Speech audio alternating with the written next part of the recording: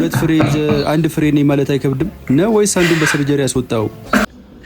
መጣል ደግሞ በላቸው በቲጂ አገልግል ተፈሩሽ የመሰለ ሰውዬ ማሚዬ እንዴ አየ ዝንተ ጊዜ ሰላም ነው እንዴ ነው እናት ናቸው ምንድነው እናት ናቸው ማሚ አንድ አውርቼው ነው ታሺ ምንድነው ትላለህ ገናች አንድ ፍሬ ልጅ እኮ ነች እናት ነች ትለኛለህ ምን አንድ ፍሬ እና ታዲያ አንድ ፍሬ ታዲያ አይከብድም በሁለት ፍሬ አንተ አታፍርም እኝ የሚያክሉ ሴትዮ ጨክነት አሽኮረምማለህ ብቻ ስማለሁ ብላ አፈን እንዳገላችሁ በኋላ እሱም ማለኔ ግልግል ነበር እኔም ውርሲ ኖርሽ ዓለሜን ነበር ነው በእናትህ ውርሲ ምንድነው የምትወርሰው ከእኝ ሴትዮ ምንድነው የምትወርሰው ሁለት ቤት 7 መኪና የምግብ ባህል አዳራሽ መጠኑ ያልታወቀ በጣም ብዙ ገንዘብ እያልኩ እኮ ነው እንዴ ሁሉ ነገር እኝ ሴትዮ አላቸው ነው የምትለኝ አላቸው እኔም አላውቀውም ከዚህ በላይ በጣም ብዙ ነገር አለ እንተ በጣም የሚገርም ነው ከየት አመጣችሁ ባኬኑላ በዚህ ለጋድሚው ሲጀመር ፍቅር ሳይሆን ገንዘብ ሳይሆን ፍቅር ነው የሚያኖረው አይደለ አሁን ትሄድና ማለት ማሚዬ ሶሪ ትልኛለሽ ሶሪ ብለኸኝ ነው ማሚዬ በጣም ሶሪ በጣም ይቅርታ ሰማው ብዙ ነገር ጉልበት ልስም ነበር ግን ለይቅርታው ሲባል ጉልበት ሳይሆን እጅ ነው ስማው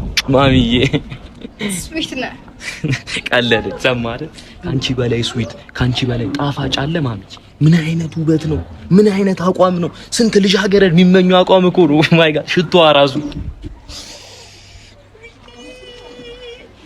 ካንቺ ነው እንደ ተሰራው ሽቶ አንተ ተው እንጂ ምን ሆነ ነው የምር ደስ ይላል አሪፍ ሰው ነው ከመሆኑ ስዊዲ አሁን ከዚህ በኋላ አፍንጬ እንዴት ነው የሚያሸተው ጠረንሽ እኮ ልቤ ድረስ ገብቶ ነው እየተሰማኛለሁ ልቤ በሐሴት እየመታች እኮ ነው እባክሽ ልቤ አትምጪ ቢያት ተረጋጊ ቢያት እኔ ምላዬ እንዴ ሳምሪ እንዴት ነሽ ደህና ነች ሳምሪ ማን ደግሞ ሳምሪ ክላስ ምናምን አረ ተረጋጊ እህቱ ነች ማሚዬ በልብ ድካም ደግሞ ድፍት እንዳትይብኝ የኔ ቆንጆ እህቱ ነች እሺ ነኝ ሄዳችሁ በቃ ቻው እሺ ባይ በቃ ማሚዬ ሲደብርሽ ምናምን ኮልሚያ ደውይልኝ 7 መኪና እሱ ለገንዘባ ብሎ ነው የቀረባት እኔ 7 ወልዳለሁ ከሱ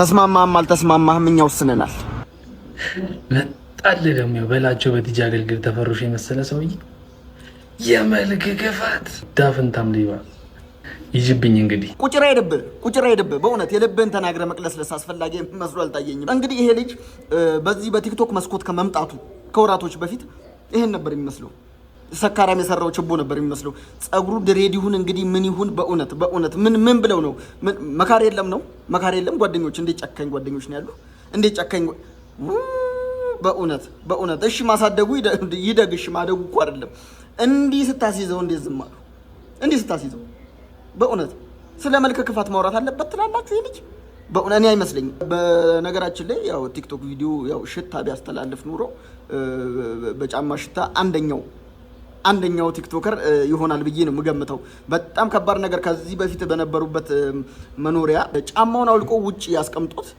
ቤት ገብቶ በተኛበት ጅቦች መተው አጥር ቀደው ለመግባት ነው የሞከሩት የጫማው ሽታ እንግዲህ ምን ያህል ጥስነት ያለ እንደሆነ ነው በእውነት እንግዲህ ጥም ባገኘን ብለው ነው እንግዲህ አጥር ቀደው ገብተው በዚህ ምክንያት ነው ከበፊት መኖሪያ ቤታቸው የወጡት እና በመጠጥ በጣም ይታወቃል በጣም ጠጪ ነው ልጁ በጣም ጠጪ ነው ትቦ ውስጥ በማደር ነው የሚታወቀው እንደውም አሁን የሚኖርበት ሰፈር ውስጥ በስሙ የተሰየመ ትቦ አለ ነው የሚባለው በስሙ በሱ ስም የሚጠራ ትቦ አለ ብለው ነው እንግዲህ የነገሩን በጣም ከባድ ነው አይኑን የሚያስቀምጠው ልጅ አሉኝ ሰፈሩ ሄጄ ሳጣራ አይኑን የሚያስቀምጥ አልገባኝም ስላቸው አይናር በጣም ያጠቀዋል አሉ እንግዲህ በሽታም ሊሆን ይችላል በሱ እንኳን ብዙ እንተነን አይናር በጣም እንግዲህ ካሜራ ላይ ጠራርጎ በተቻለው አቅም ጠራርጎ ስለሚገባ ነው ይሄ ልጅ እንግዲህ እንደምታዩት ነው እንግዲህ እንዴት ያለ ድሬድ ነው ያሉ ምንድነው እንደዚህ ሳጥናኤል መስለ መካር የለም በማስረጃና በመረጃ ነው ታዲያ እንደማንም ጉጠት ፊት ዝም ብለን የተደበሰበሰ ሮስት አይደለም እናረጋው ጠለቅ ብዬ ዳሰሳ አረጋለሁ ችግር የለም ስራ ያረጋለሁ ሂድበት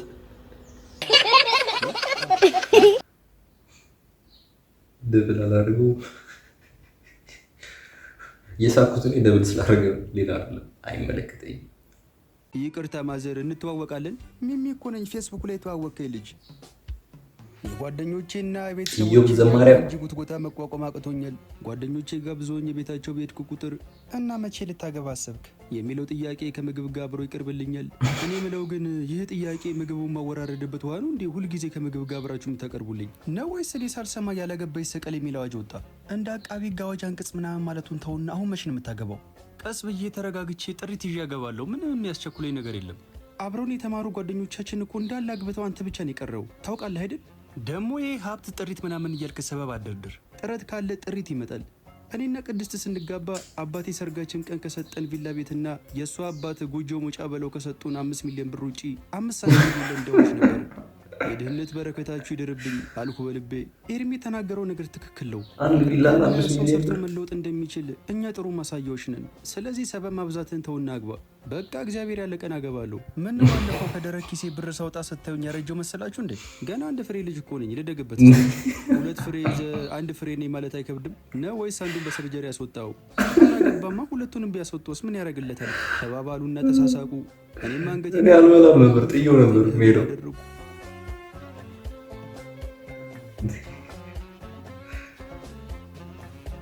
ኤርሚያስና ቅድስትን ያወቅኳቸው የዩኒቨርሲቲ ተማሪ እያለን ነበር። ሁለቱም የባለጸጋ ልጆች ናቸው።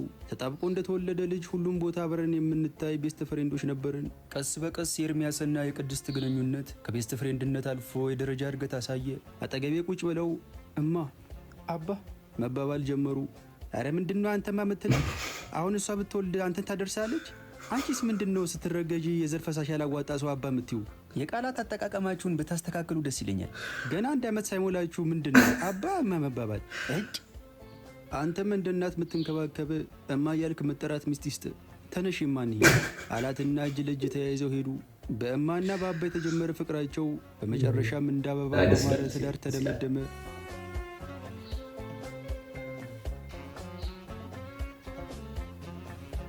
ከነፍስ አባቴ ጋር ጥላ ስር ቁጭ ብለናል። ይኸውልህ ኃይለ ገብርኤል መጽሐፍ ሲናገር ጋብቻ ቅዱስ ነው፣ መኝታውም ንጹህ ነው ይላል። ስለዚህ አንዲቷን ጨዋ አግብተህ ተሰብሰበ መቀመጥ አለብህ። ወላጆችህንም በህይወት እያሉ አስደሰታቸው እንጂ ካንተ ውጭ ማን አላቸው? እግዚአብሔር የፈቀደ ቀን አገባለሁ ብዬ እኮ ነው አባ። እሱም ዝም አለ። እንግዲህ ግራ ገባኝ። ግራ መጋባቱን ትተህ ዞር ዞር እያልክ ግራ ጎንም ብትፈልግ ይሻላል ነው ወይስ ሚስት እንደምና ከሰማይ ይወርድልኛል ብለህ እየጠበክ ነው? አትፍዘዝ እንጂ ነቃ በል። ሴት ልጅ ደግሞ በተፈጥሯ ነቃ ያለና ለነገ ህይወቷ የሚያስተማምናት የብረት መዝጊያ የሆነ ወንድ ላይ ነው ልቧ የሚከጅለው። ስለዚህ አትደንዝዝ አለ ገብርኤል። እኔም አይነ ጥልሃ እንዲገፈፍ ጸልይልሃለሁ። አይዞ በለው ጀርባዬን መታ መታ አረጉና ተነስተው ሄዱ።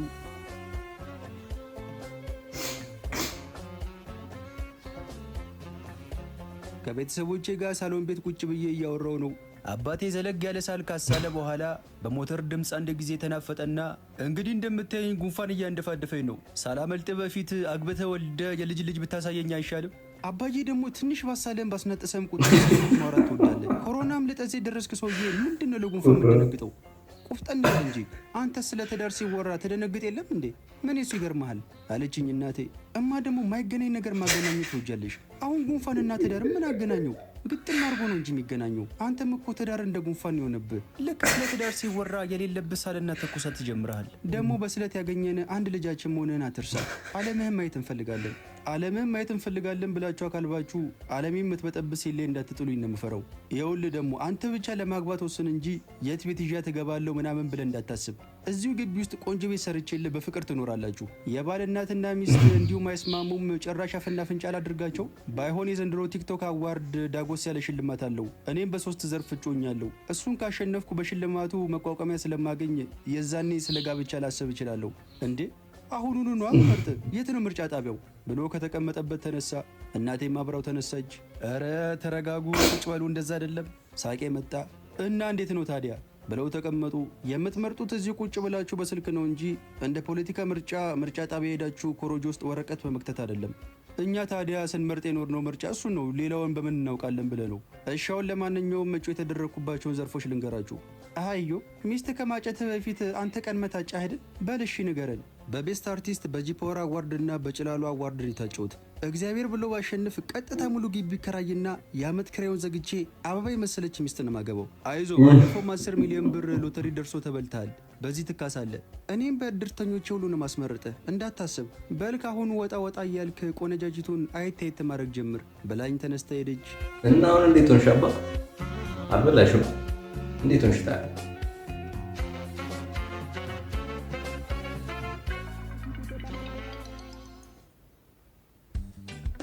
ካፌ ቁጭ ብዬ ፌስቡክ ላይ የተዋወቅኳትን ልጅ የጠበቅኩ ነው። ሴት ቀጥሬ ሳገኝ የመጀመሪያ በመሆኑ የደስታና የድንጋጤ ስሜት ውስጥ ነኝ።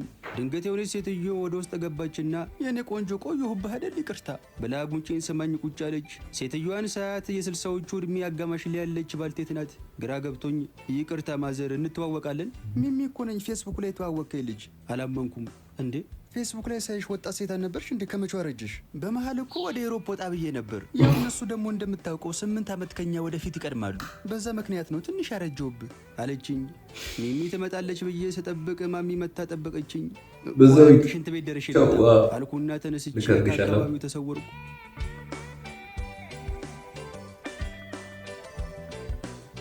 ስምንት ዓመት ስለሚበልጥ አንቺ አራዳ።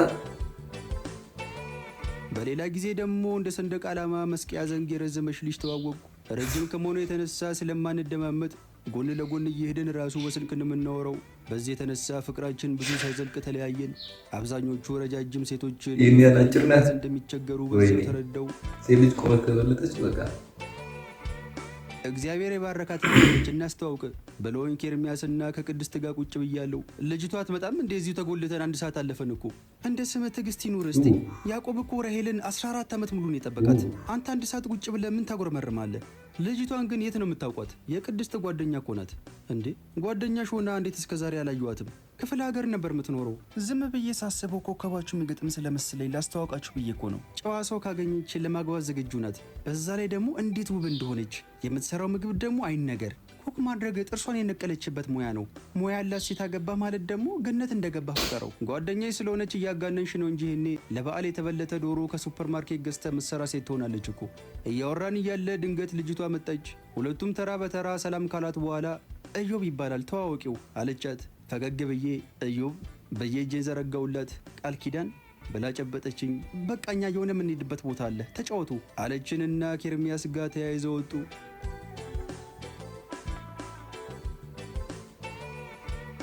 እኔና ቃል ኪዳን ፊት ለፊት ተፋጠን ቁጭ ብለናል። ወሬ ለመጀመር ያህል ኩክ ማድረግ ጥርስሽን የነቀልሽበት ሙያ ነው ተብሏል። እውነት ነው አልኳት። አዎ ብላ ፈገግ ስትል የፊት ጥርሶ የለም። የምር ነው እንዴ ጥርስሽን የነቀልሽው? ደነገጥኩ። አዎ ግን የነቀልኩት በሙያ ሳይሆን በጠብ ነው። በድብድብ መሀል አገላግላለሁ ብዬ ገብቼ ነው ጥርሴ የወለቀው። አንድም አዲስ አበባ የመጣሁበት ምክንያት ጥርሴን ለማስተከል ነው። ጥሩ የጥርስ ሐኪም ታውቃለህ እንዴ አለችኝ። እንዴ በሚገባ በእናትህ አሁኑኑ ውሰደኝ። እሺ አልኳትና ዶክተር ሰላሚና ጋር እስማኤል የጥርስ ሕክምና ወሰድኳት። ያለበረኛ ለብቻው የቆመ የጎል መረብ የመሰለ ጥርሷ ተተክሎ እንደ ሀሊማ የተፍለቀለቀች ወጣች።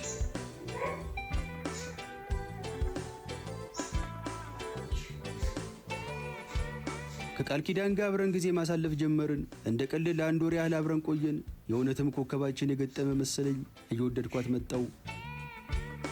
በህይወቴ ለመጀመሪያ ጊዜ ትዳር ስለሚባለው ነገር ማሰብ ጀመሩ።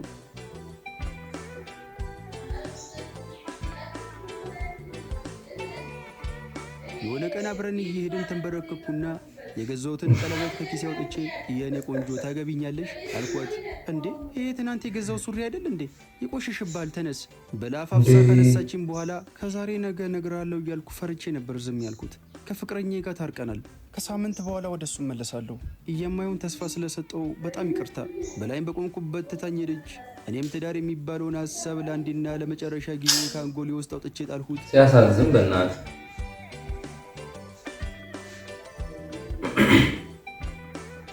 ጓደኞቼ ያለውበት ቦታ ድረስ መጥተው እየጨቀጨቁ ግድ የለም አንድ የመጨረሻ እድል ብቻ ሞክር። ከሱ ምክር ተቀብሎ ትዳሩ ያልተሰመረለት ኑሮ ያልተቃናለት ሰው የለም። አዎ ልክ ነው ቅድስት፣ አንቺ ዝም በይ። ባለፈውም በአንቺ የተነሳ ነው እንደዚህ አይነት ነገር ውስጥ ገብቼ ነበረው። ቆይ ሰው ሳያገባ ብቻው መኖር አይችልም እንዴ?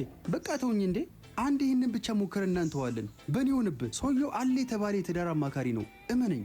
ከጉድጉዳቸው የተነሳ ለእኔ አስበው ሳይሆን እነሱ የተለበለቡበት ያሉት ያነገሩኝ ሰዓት ውስጥ እኔም ገብቼ እንድለበለብ የፈለጉ መሰለኝ።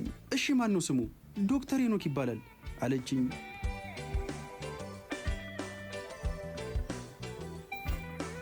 የፍቅርና የትዳር ህይወት ሊቅ ነው የተባለው ዶክተር ቢሮ ሄጄ ቁጭ ብያለሁ።